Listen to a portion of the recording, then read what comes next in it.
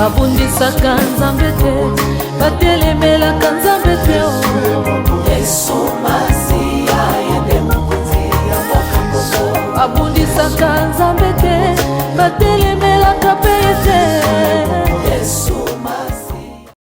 Mesdames, mesdemoiselles et messieurs, chers internautes, de partout où vous nous captez à travers le monde, nous vous saluons et vous souhaitons la bienvenue dans ce nouveau numéro de votre émission La vie en Christ. Une émission conçue essentiellement pour permettre au peuple de Dieu de s'épanouir et pourquoi pas de se sanctifier, parce que la sanctification est l'aspect sans lequel personne ne verra Dieu tel que nous renseignent les Écritures saintes. Alors aujourd'hui, nous allons nous entretenir avec le fils d'Abraham. Il est l'habitué de cette émission, l'habitué de ce plateau. À chaque fois, nous l'appelons. Il abandonne toutes ses occupations pour venir répondre favorablement à notre invitation. Avec lui, nous allons essayer un peu de nous échanger autour d'une problématique un peu complexe. Il s'agit là du plan 9. C'est quoi le plan 9? Il va tenter de donner des éclairages pour que vous qui nous suivez, vous ayez quand même l'essentiel qui ressortira au cours de cette émission. Alors, il est avec moi ici. Je lui dis bonjour et bienvenue, fils d'Abraham. Bonjour, merci beaucoup. Fils d'Abraham, en tout cas, na sepelaka kokuta na yo à chaque fois na benga kayo soki okoza na ba occupation ebele, mais une fois appel na biso ekoti, une fois invitation iye otika ka ba occupation wana pona koya ko répondre to o édifier bana na Nzambe. En tout cas, pona yango na pesi yo merci mingi. Vraiment merci, mais izali musala Nzambe bibezo bakeno o yazali frère topé mère ya Jésus eza o yazo sala volonté ya Nzambe. Tout à fait. Alors tango Jésus a coûté une femme samaritaine baye kolbaye ba tuna est-ce que ba memelaki ya kolia azolo avec beaucoup de vivacité. Il avait répondu ma nourriture c'est de faire la volonté de Dieu. Exactement. Donc si nous faisons la volonté de Dieu, nous devons nous poumonner, nous dépouiller de tout pour venir accomplir ce qui est parfait devant. Ça c'est très bien dit. Alors tokota directement na masolo mokolo lelo, mais avant tout na lingi au kambabiso na prière. Avant de aborder le sujet. Bon, là, nous ça là différemment. Nous allons d'abord lire les Écritures. Après, nous allons prier. Allez-y. Parce que tout ça, notre thème est un peu complexe. Ce qui nous exactement. Nous allons commencer par les Écritures. Et après, nous allons prier. Nous allons demander l'explication de ces Écritures que le Seigneur va nous inspirer. Nous croyons que Dieu va faire quelque chose au travers de ces thèmes. Nous sommes dans 2 Rois, chapitre 2, verset 19. Okay. C'est de là ressortira notre thème. La Bible dit ceci. Les gens de la ville dirent à Élisée, voici le séjour de la ville est bon, comme le voit mon Seigneur, mais les eaux sont mauvaises et le pays est stérile. Nous allons parler de tout ça, mollo, petit à petit. Il dit, c'est Élisée qui parle maintenant, il dit, apportez-moi un plat neuf et mettez-y du sel, et ils le lui apportèrent. Il alla vers la source des eaux et il jeta du sel et dit, ainsi parle l'Éternel, j'assainis ces eaux, il n'approviendra plus ni mort ni stérile. Très bien. Aweza histoire ezobetama. Élisée azakina Eli. Tango Élisée azakina Eli, kolongwa Élisée na Eli, na olinga lelo tokozonga mwasi mamukie pour na to faire comprendre ce qui était passé. Alors awa tango Élisée alongwe na Eli bakabwani, oza deuxième miracle à Élisée. Et ceux qui ont bien intitulé un deuxième miracle à Jésus, mais nous avons voulu, il y a Élie, pardon, mais nous avons voulu, il y a intitulé un plan neuf. Parce que tu as abordé le bloc de Béléona. Vous remarquez qu'il y a 4 Mungu à Isali. Tu as abordé le Mungu à Isali. Tout à fait. Pour le Mungu à Isali, il y a Isali, exactement. Alors, tu as un peu expliquer qu'est-ce qui ne va, qu'est-ce qui ne va pas. Alors, à Sengi Bango Saniasika, lorsque nous parlons du plan neuf, il y a Saniasika. Bayebi c'est que non kovanda na mboka eza bien. Oh sani quand on dit plat eza sani kaka pamba eza repaté. Te eza repaté. OK. Et ceux qui ba comme ba benga ngo plat c'est parce que repéta na kati ya plat. OK. Ndi ba benga ngo plat. Donc asengi bango sani ya sika. Sani wana ezala ya kalaté. Sani ya sika tant un plat neuf, c'est-à-dire que l'assiette qu'on n'a pas encore utilisée, même pas une fois. Nde aye ba pesi yango asengi bango ba cha mungwa. Ba che mungwa na kati ake na source ya maïté, s'il vous plaît. Parce que biloko wana c'est très important. Il faudrait vraiment expliquer ça. Oui. Ake na source ya maïté, mais source ya ba mai. La source des eaux. Pourquoi la source des eaux? Parce que ngana ebi que non, mai moko ezalaka na source pe moko. Tout à fait. Mais kuna ba bi que non la source des eaux. So ki nzamba pesi ya mai ebele. Ya ba mai ebele. C'est que so nzamba pesi so tanto kolobela yango. Ake na source des eaux. Nde azozwa mai, azozwa mungwa pardon. Il va jeter les sels dans l'eau et il va dire que non, j'assainis ces eaux. Veut dire na petoli to pe na bulisi mai oyo. Abike banda ko banda mukolo wana kufa ezaki susute. Stérile pas ezaki susute. C'est-à-dire que mai ya mungwa ezosala ke liwa ekota katikata peuple, mai ya mungwa ezosala ke bato babota bana basi babota susute. Na yeba te soki ozo comprendre nga. C'est-à-dire que kobota na ko vivre ya bato et dépendre na mai. Est-ce que faut to eba mai yango ezani ni tokoye bango pour émission. Très bien. Maintenant toko sambela siko. Parce que d'abord bon allez-y comme ça question là na sima tokeyi na prière. Seigneur, nous te disons merci et nous te demandons de nous donner l'explication. Bénis les gens qui vont nous suivre maintenant. Bénis Père de gloire ta prédication. Seigneur Dieu, que cette chaîne soit bénie par toi. Au nom de Jésus, nous avons ainsi prié. Amen. Amen. Merci beaucoup pour la prière avec Isaac qui précédait la petite exhortation. Alors, une petite question. Pourquoi Olinga qui avant tout Sambela, au Tangi d'abord écriture et puis au pessiment exhortation rapide comme ça que la prière. On a fait un peu différemment. Voilà.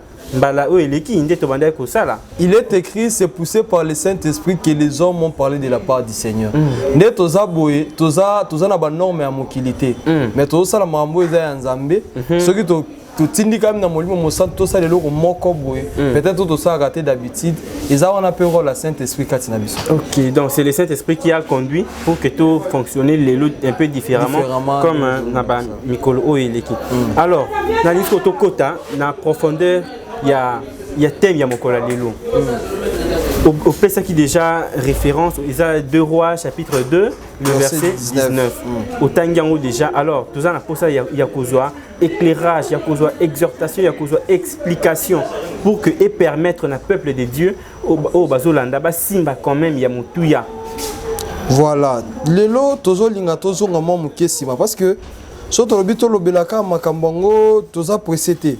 Soto lobito lobela makambongo kambangu simba te bato ba comprendre bien te. Tozo belaka même li solo mais tozo zonga sima. Tant tozo zonga sima na ba prochain numéro tokoya siko bisiko tozali tokoma toko en tout cas loko eza verset moko ezali mukie ezali solo moko eza mukie. Donc babandika et bandi début conclusion peut oumer nangote. C'est que tu peux expliquer peut-être que phrase par phrase, mot par mot pourquoi ezalaki, pourquoi faut ka mungwa pour na ko assainir mai, pourquoi ba mai bebaki et ba mai ezanini, succès mai ezanini, nous allons tout parler to ko lobela mambo nyonso à travers l'aide du Saint-Esprit. Mais l'autre linga to lobela Élisée. Élisée ayaki azalaki na Eli. Élisée maître na ye eza Eli. Tango Élisée Eli azo linga netoi azo bise Élisée que non tikala awa na Gilgal ngana okende ko sala nkolo na Bethel. Tout ça pour ça ba détail wana sauté mais basali 4 marches pour ba komatina bisiko Élisée azonito. Mais problème na biso lelo to linga to aborder avant que to aborder thématique na biso ezali sur le plan neuf, nous voulons parler sur les manteaux d'Élisée. Pourquoi les manteaux d'Élisée et c'est quoi les manteaux d'Élisée? Dès l'entrée de jeu, je m'aimerais dire que eloko sala que Élisée azana makoki ya ko assainir les eaux. Ezali manteau Élisée o yazwaki. nde yango ezotindika biso tokende kolobela na manteau ya Élysée avant que tokomana koaborder eloko Élysée asala parce que eloko Élysée asala ngo na ye moko te po ntango Élysée azalaki sans manteau ya Élie akokaki kosala biloko wana te soki osala yango c'est parce que aza sikoyo revêti na puissance oyo Élie azalaki nango nde siko tolinga tolobela puissance wana manteau wana tolobela yango nsima nde toya kozonga tolobela sikoyo planifie tolinga tobeta liso. Tout à fait. Totanga écriture. Allez-y. Écriture est à moi moulaï, mais on s'est totanga ngo. Toujours dans 2 Rois, chapitre 2, verset 19. Vous pouvez aussi vérifier à la maison. Nous lisons le verset 8. Il y a 2 Rois kaka to kitamo muki atatina 17. Alors Élie prit son manteau, les roula et en frappa les eaux. Ah bah linga bakatisa. Wana baza Élie na Élysée. Bazo linga bakatisa. Nesko Élie azozwa manteau na ye. A roulé yango nde a beti mai. Bible zo bageno qui se séparèrent ça et là mai kabani ngambo na ngambo. Et ils passèrent tous deux à sec. Bango mi balé baleki sans que vous comprenez pourquoi autant va vexer autant to linga to expliquer. Lorsqu'il y passait, Élie dit à Élysée, demande ce que tu veux que je fasse pour toi avant que je sois enlevé d'avec toi. Élisée répondit, qu'il y ait sur moi, je t'ai pris une double portion de ton esprit. Baseng asenga eloko yo ye alingi. Eza facilité hein. O sa mutuke no senga eloko yo lingi pe na olinga na peso ango. Élisée a osenga ye na kamora mkolone Élisée paka senga ta mbongo paka senga ta mapangu asenga ta mituka asenga ta mituka to ba cheval to loko asenga ta voyage voilà azo senga ye double portion ya molimo ezakati na ye eliko lo bakre soki Élie azaki na molimo moko mais apesa mi balé mais moi je me demande mutaza na moko apesa mi balé ndengeni contradiction toza ba détail bandeko ba épargner sur ba détail on a to lukelo mo essentiel pour na lelo. Élie dit tu me demandes une chose difficile s'il vous plaît ici c'est le prophète qui dit azo ba non tu me demandes une chose difficile mais pour moi ngozanabi que non mais si tu me vois pendant que je serai enlevé d'avec toi, cela t'arrivera ainsi. Sinon, cela n'arrivera pas. Alors, on a concentré na tango ya bana nettoie. Ce qui a mata, il y a la concentrer pour le koaneya. Comme ils continuèrent à marcher en parlant, voici un char de fées et de chevaux. Des fées les séparèrent l'un de l'autre et Élie monta au ciel. Dans un tourbillon, Élisée regardait et criait, mon père, char de l'Éternel et sa cavalier, et il ne les vit plus. Saisissant alors ses vêtements, il les déchira et il releva les manteaux qu'Élie avait laissés tomber, puis il retourna et s'arrêta au bord du Jourdain. Très bien. Et là, on a une Bible, il prit le manteau que Élie avait laissé tomber et il en frappa les eaux. Et dit, où est l'Éternel, le Dieu d'Élie? Lui aussi, il frappa les eaux qui se séparèrent ça et là. Et Élisée passa. Le fils du prophète qui était, Toko le cannabis wana, Tozo lingatos de critique moko, et Koede biso sous makasi. Toujours le verset 17. Mais ils passèrent longtemps et il dit envoyez-les à Baotinaya Kendeko. Bah, vous savez que nos maîtres n'ont accueilli. Ça paraît comme si tu as autant de mettre en explication et tu vas comprendre. Basa na patience, toujours comment vraiment ici quand il tout à fait. Bah, vous savez que non, n'engagez zaboué.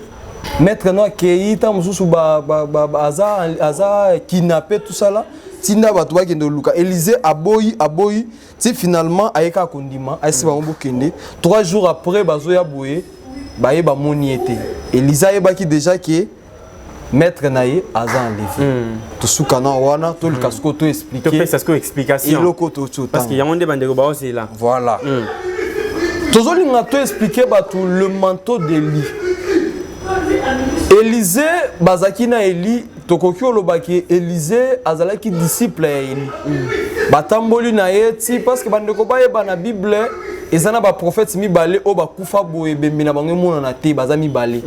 Il y a le prophète Moïse et le prophète Élie. Bango so luki tombo na bango na kati ya batu otika la mona ngote parce que nzambe nda sepelaka ke anetola moko ye moko boma e pa kundaye. Moto anetola ezaka Élie pe moto yo a kufa ye moko kundaye ezaka Moïse. Voilà. Mais nazo le canal là longola déjà faut c'était moko wana ne batu ba yemba no ngai na kokende na lola. Kokutana na masi ya mobikisi lokola nani lokolelia kendeki na kokende nanga na lola nzembo wana eza lokuta. Comment ça juste après c'est là bandeko bayebi déjà que non il y a des théories, il y a des vérités, il y a des éléments qui ont été mis en pratique pour enseigner bango et édifier foi na bango. Merci. Ba nzembo wana comme oyemba même par-ci par-là na ba église. Mais yo lelo ozolo ba kenon nzembo wana za lokuta. Ozolingo kotisa ma confusion na mitu ya bandeko na mitu ya ba chrétien na mitu ya ba croyant to oye opesa ba hérésie na émission oyo. Na koki kopesa hérésie te totanga verset pour comprendre que nzembo wana za lokuta. Bible Jean chapitre 3 le verset 13.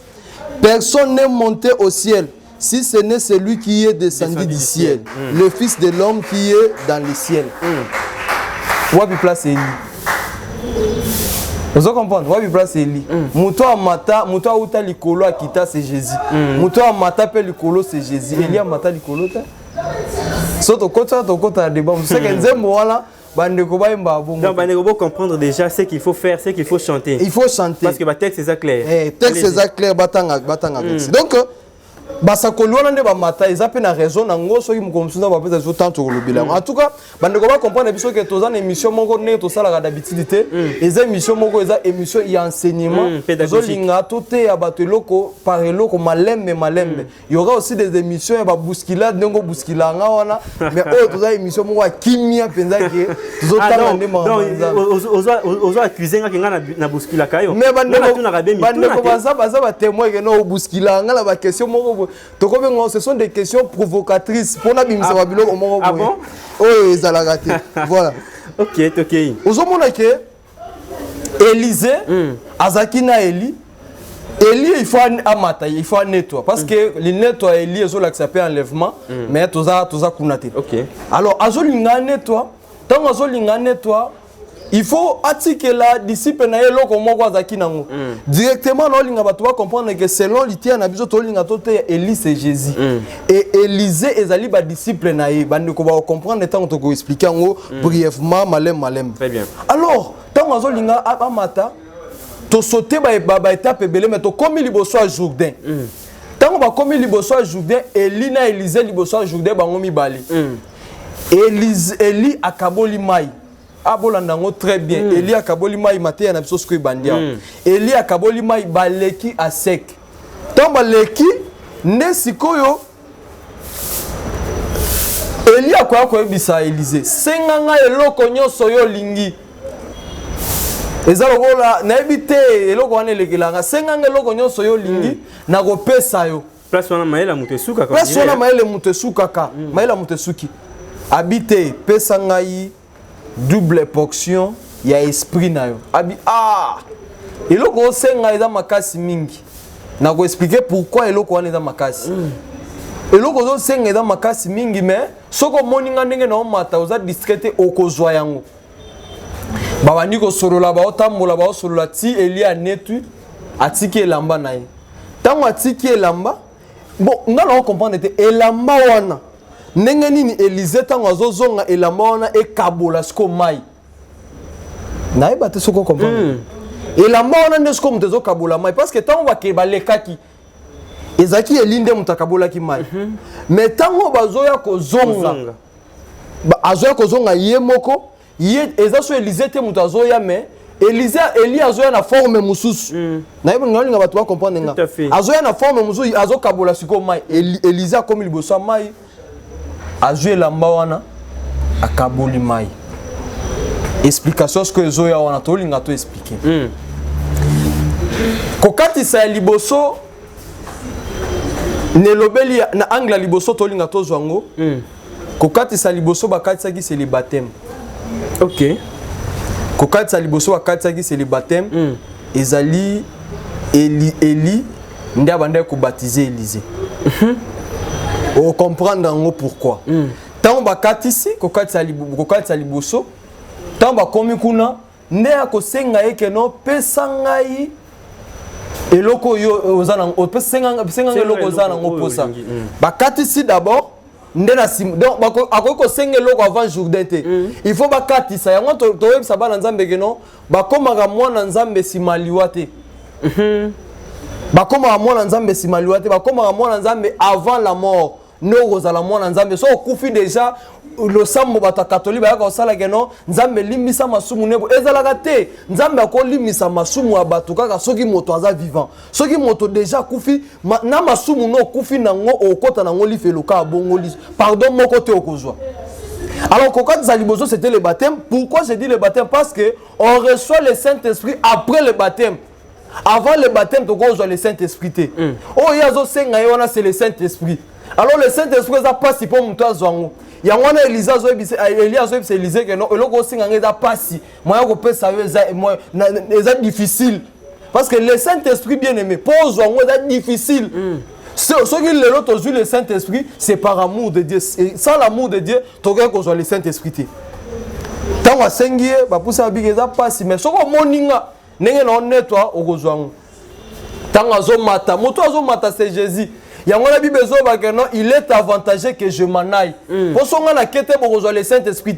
Pour Elisa, comme la capacité de sala musala, comme la capacité de rejoindre sani bacha mungwa, puis que ne sopa na kati ya succès mai pe mai ezala seni et osenga Elia kende. Ce que Elia kete. OK. Il y a ko sala musala wana te. C'est-à-dire que Élie c'est Jésus. Pour apôtre ba comme na niveau à côté ya sango malam. 3000 âmes bazala baptisé na jour moko. Et senga ki Jésus akinde. Ce qui Jésus a quitté batwana bakozala pe baptisé te pour mon kakatani oya bande ko vona na porte na Actes des Apôtres chapitre 9 le verset 3 oya bande ko vona na porte wana pour abika et senga Jésus a kende Jésus a kei nde sikoyo bango batika ko sala bika moi tozo comprendre nini tozo comprendre que manteau ya Élie c'est la force manteau ya Élie c'est le Saint-Esprit. Yangwana ceux qui moto azu le Saint-Esprit a la capacité de sala te avant. Aujourd'hui différence à moto na Saint-Esprit na moto na Saint-Esprit. Parce que tant Élisée bande ko tambola na Élie akoke ko kabola maïté. Mais tant mo azu siko manteau Élie eza le Saint-Esprit eza la force. Vous comprenez nanga que non le vêtement c'est la force. Parce que mokolo Adam azangaka elamba na kati ya jardin akoka kokutana nzambe te po Adam akutana nzambe singaka Adam ngolwana azala ndinga azalaka d'habitude azalaka ne lamba ne bate soko comprendre nga nazolinga pena na lembiza mwa makasi nazolinga na lembisa ngo po bato ba comprendre poto tozote ya différentes personnes. Alors tango sikoyo ye auti ko le Saint-Esprit mayo azo okatisa le Jourdain eza suma ya baptême te nazolinga ko comprendre place wana pour na katsa makambo nzambe eloko ka moko eko symboliser eloko yo nale mais na retour symboliser eloko mususu mayo yazo katisa ngo na kokende na bango po akende ko le Saint-Esprit ezaki baptême mais na ko zonga eza su baptême te po bazwa ka baptême bala mi balete bazwa baptême ka mala moko yango na porte pour la koloba no il y a un seul baptême. Un seul baptême, un seul Seigneur. Un seul Seigneur. Un seul esprit. Un seul esprit, un seul Dieu. Tout à fait. Vous comprenez? Oh yazo ko zonga siko kokuta nango eza su baptême eza mai wana ezo symboliser su baptême te mai wana ezo symboliser siko ba obstacle ya wana Pierre akotuna Jésus nous avons tout quitté et nous t'avons suivi tokozwa nini ayesa ki bango ke non bokozwa bokonza likolo bokozwa les centiples bokozwa aussi persécution c'est que oh mai ezo kokuta nango siko eza siko lokola nzamba azolinga ebise ke nguya ozuana bana ko sela ngo siko tout à fait. Nde azo balusa likamuna ngeza ke elamba ona nde incarna ki force mais soko talivi ya Élisée Obimba atikala ko tambola ne la mana place no tanda ko tambola te ça doit comprendre ngai ne dolinga to expliquer batu eloko moko est très important ne to kota ki wana otali ke atamone lamba wana kolonga wana après wana eza Élysée mutu ayebisaka veuve ayebisa ye mutu akutana femme ya distinction eza Élysée nde mutu ayebisa mwasi wana keno zwa ozani na ndako kende zwa mafuta nous comme ça te tozana zwa mafuta na yo na farine wana salela na ngana te wana tozana mwana mwasi oyo akufelaki mobali balingai babotola bana na ye mibale azaki na bango nde azoye pe Élysée azolele pa na Élysée azoyebisa yeke no ozana nini abika na zaka na mulanga mafuta mwa muke abike nde zwa to kufa mbala yo za place mususu ngana na place mususu yo za wapi ngana za na lisolo oyo ezolobelake moi si moko ya bana basakoli akufelaki mobali na ye nde ntango akufeli mobali na ye mobali na tikaka banyongo nayebi te soki oyeba lisolo wana atikaka banyongo bamota nyongo ye abandi kokanga bana abi te na kozwa bana na kosala bango bawumbu bakoma baesclave na ye siko ake kolela epa Élysée atuni ozani abika na molenge ya mafuta mwa moke abikende senga bavase epa bavoisin kafuta banako soba tie tonda nda futa banyo nazolinga nalo basiko ke tango Élysée azosala makambo wana azaka sune lamba wana na nzoto boete c'est que to comprendre que lamba wana c'était la force et lamba wana c'était la bénédiction yango nazo mona ke non pour Jacob pour Isaac akoma na niveau ko pambola Jacob et sengaka Jacob ala te lamba Esaü et lamba Esaü nous incarner la bénédiction et incarner puissance donc quand na deuxième élément pour total ça que non le vêtement c'est une force toujours écriture mususu pour toko makamsu toko lo ba mamu ya Esaü to lobi eza na Genèse chapitre 28 lisolo wana eza wana mais otanga ba 15 tina ba 27 ndo kokuta yango même awa pe tant bana basakolo ba moni ba bi l'esprit ya Élie eza likolo ya Élysée pourquoi ba lobi te que non le vêtement d'Élie yango Élysée asimbi c'est que esprit na habité soto mon écriture ababi esprit ne za likolo alors bato basala keba na biloko ezaka ya nzoto boye baya ba memango pe na nzoto suna tango eloko to benda bato mato yango wana ba prédicateur alelo bazwa te biloko ezalaka na nzoto boye ba memango su lelo eza te eza biloko eza na nzoto fo lukela ngo explication siko lelo eza nini na yeba te soki bandeko bazo meka mpe ko comprendre biso ba lukela ngo explication malgré la explication est très important na yebi que soto jeu écriture voilà toko tanga écriture wana mais nazolinga to kende to tanga sabato ke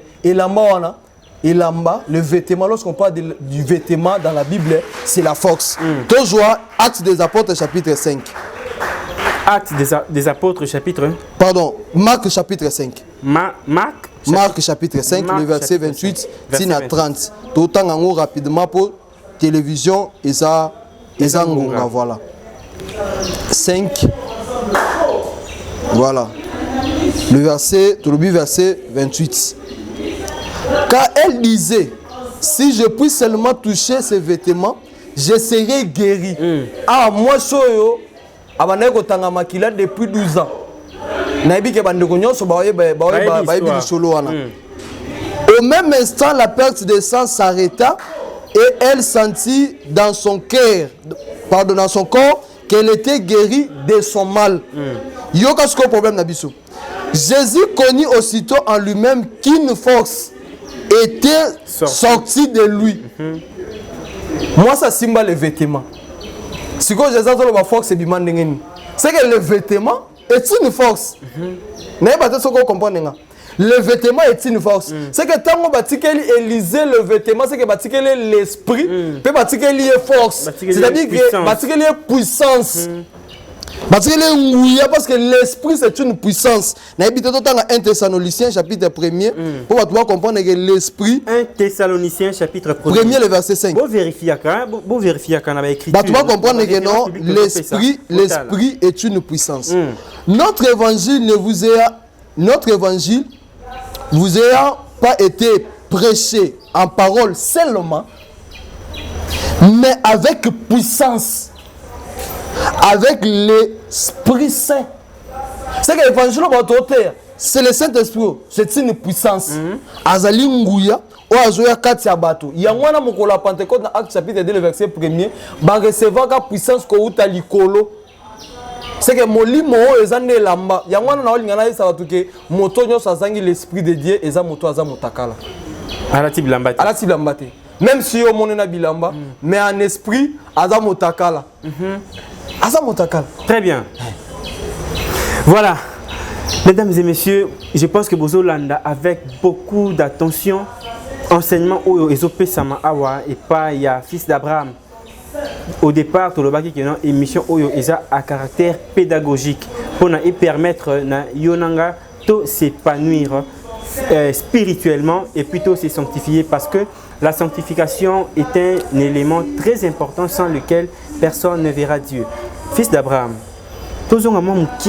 Par rapport à exposé par rapport à enseignement ou pesa ou évoqué kaya nzembo moko awa olobi que non nzembo wana eza na ba fausseté na kati batu bayemba kango te mais kaka yo moko tang ozali ko pesa ba explication olobi que quelque part Élie représente Jésus parce que Jésus tang amataki ezaki intérêt il y a peuple pour très que bien. Ceux qui accueillent atiki la disciple naie atinde la bango molimo atinde la bango esprit oyo akoya ko vivifier bango donc quelque part Élie azo représenter Jésus mais quand yo moko lisus olobi que non batu ba mbaka nzembo wana ya élité comment okoki ko expliquer contradiction wana merci beaucoup c'est une question pertinente.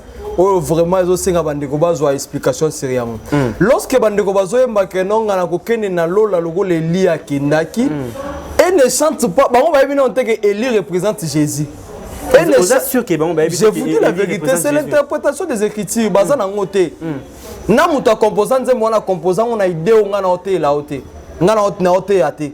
C'est-à-dire quoi? Et donc, lorsque les gens chantent cette chanson, bazoyemba mon esprit a Élie azaka levé wana. Et non, bato soko comprendre nga. Nzoka te Élie azaka levé wana kenda lola te. Soki bako yemba ba yemba ndeke na ko kenya na lola, lokola Yesu akendaki. Na place ya Élie batia kombo ya Yesu. Batia kombo ya Yesu. Lokola Yesu akendaki biso to kende lola. C'est ça, c'est simple. OK. Voilà, je pense que explication est vraiment claire, Beau aimer, beau partager, beau commenter, beau tendre la biso, ba suggestion na bino. Parce que yango ndé ko permettre na biso to améliorer musala, to servir bino na lolenge et sengeli. Alors, fils d'Abraham, je sais qu'aujourd'hui, seulement la première partie, parce que Tolobaki, thème Oyo, est vraiment vaste. Donc, abordant Oyo, na numéro, mon côté, partie par partie. Alors, on a mon pour la première partie Oyo, Tokomi déjà chuté parce que le réalisateur a commencé à l'engager, Tokomi Nasuka. Okomi, qu'on s'est résumé un peu des mots, un peu de phrases pour que Bandekoba Simba Yamotuya, par rapport à thème, bien entendu, le plat. 9. Voilà. Ce qui est résumé, tu autant parce que tu as eu un enseignement, tu as autant d'écriture. Tu as autant d'écriture, moi, pour tout se résumer brièvement, pour te clôturer. Tu as autant à Romains chapitre 5, le verset 5 à 6. Bible Zobani. Or, l'espérance ne trompe point, parce que l'amour de Dieu est répandu dans nos cœurs par le Saint-Esprit qui nous a été donné. Tu souka tawana, parce que tu comme déjà na souka. Et là, on est tolinga toloba na écriture totangi. Tolinga toloba ke po mutu amona bolamu nzambe. Po Élisée amona bolamu ya Élie amona ke Élie alingaki ye et yosenga Élie atikele loko ya sengi. Malgré loko wana ezaki makasi mais atikele yango loko ngo eza nini c'est l'esprit. Atikele molimo. Siko ba pesa ka molimo eza pasi na kopesa. Molimo eza loko eza pasi. Mais siko soki tozo zongo par amour de Dieu. Alors les lobbies sont tous molimo na nzambe, tous molimo ezelo caractériser l'esprit de Dieu. N'importe quoi so bato ba comprendre. Molimo nzambe o biso tous ezelo caractériser bonzambe mobimba kati na biso.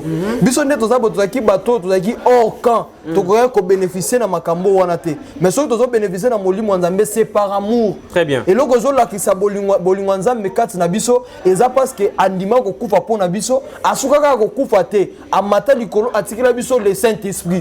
Alors le Saint-Esprit biso tozoa moto na Saint-Esprit et osenga bato bakoma komona ke makambo abanda ko kate ko sala kala. akoma kosala ngo sikoyo siko makambo ngo eza kaka nini makambo ngo eza kaka te ke mutu ando bota ta bota eza pe bongo wi mutu ande ko bota te aboti mutu abala ki te abali mutu asala ki te autre fois tango azaki na nzambe te tango akomi na nzambe fa koma kosala mais eloko mosusu mpe na ngina bakisa aspect mosusu bandeko balinga ko employer ngo bien te eza ke mutu abande pe komela masanga azaki pe ndumba tango azaki na libanda mama nzambe soko akoti pe na kati mama nzambe azwi le saint esprit o eza le manteau de lit et esenga ke vie n'a pas changé. Tout le monde a pas changé parce que si vous êtes en Christ, vous êtes devenu une nouvelle créative. Voici les choses anciennes sont passées et toutes choses sont devenues nouvelles. Ça c'est très bien dit. Votre numéro de téléphone et puis l'adresse de l'église. Voilà, numéro de sur le téléphone est 81 plus 243 81 207 10 30. 81 207 10 30. Église des Avenue qui dit numéro 90, c'est la commune Ngabo. Merci d'être venu, fils d'Abraham. C'est moi qui vous remercie. C'en est fini pour aujourd'hui, mesdames et messieurs.